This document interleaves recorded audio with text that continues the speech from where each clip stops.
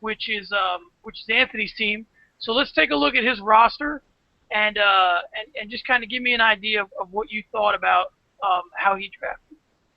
Well, he had the #1 overall pick. I mean, you really can't go wrong with Arian Foster. You know, he had the highest ADP, average draft position, in any mock draft or anything like that.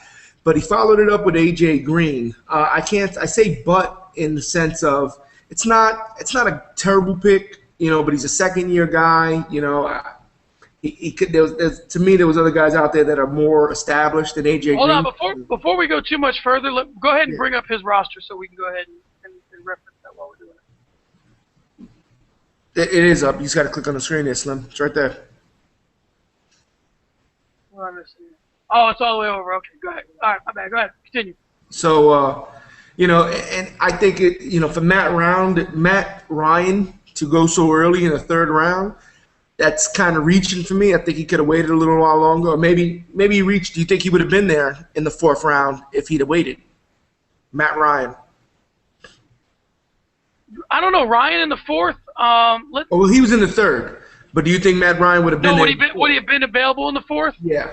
I don't know, man. That's a good question. So, all right. So he took Matt Ryan in the third. So the quarterbacks that went after Matt Ryan Well, were Matt Schaub. Mm-hmm. Eli Manning, Tony Romo, Peyton Manning, and Michael Vick. Yeah, because there was none taken in the fourth. So yeah, I think he would have been there for the fourth. So I mean, I guess my question to you is: do you think he could have done better with a third pick and still got Ryan in the fourth? Look, I think he could solidify his running back situation right now. You mean look at his running backs. He's got Willis McGahee, Ben Tate, Michael Bush. You know, I mean, Willis McGahee's the only starter, and he's in an offense that, you know, we don't know how that's going to work out. He's probably going to be splitting time.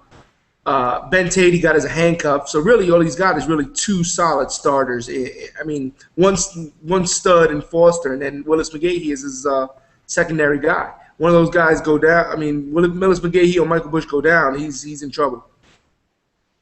All right. So what do you think are the strengths of his team, and what do you think are the weaknesses? Well, his strengths is his defense. I mean, he's got one of the better defenses. Probably taken a little bit too early, but I'm a believer in the, you know, I don't take a defense to the second or, you know, to the last three rounds. Arian Foster being a stud, and Matt Ryan, his first and third round pick are his strengths. His weaknesses, I mean, his depth. He has no depth on his team. That's what I think his weaknesses are. And he might have a stud in Robert Griffin III. Let's see how it goes. If he has a Cam Newton type year, I mean, he could either trade the guy away or, you know, ride him like a lot of people did for Cam Newton last year.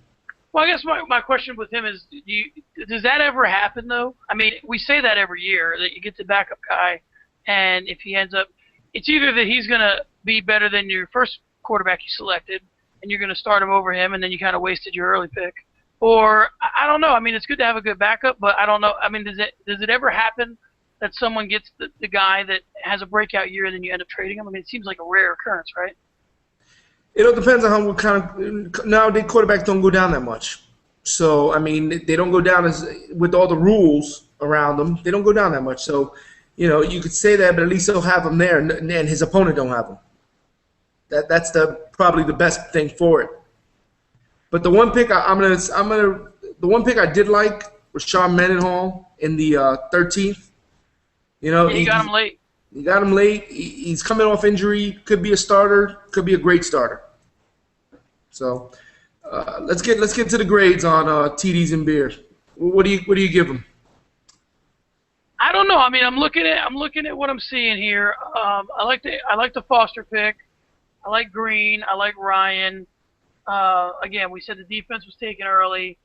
I'm not crazy about his running backs, but I'd give him a B. I think he earned a B. I think he drafted well. He got the Bears defense late. He got the Ravens defense. I think he did good for himself. I'd give him a B. You know what? I'm gonna go a little bit. I'm gonna go a B- on this one for the simple fact that I think he reached for certain players. I think he took a tight end too early, took the quarterback a little bit too early, took a defense just like a couple rounds too early, where I think that he could have solidified his bench a little bit more, solidified his team a little bit more, rather than reaching for these guys. He could have gotten them. He could have gotten these guys later. He got his backup quarterback. I think Robert Griffin III would have been there in a couple rounds. So I'm going to go with a B minus. All right, so B from me, B minus from you. Again, these grades don't mean shit because it's just our opinion, and the teams are going to play out the way they are. So I'm sure, again, every year we get blasted for our grades. I'm sure we'll get blasted this year. Coming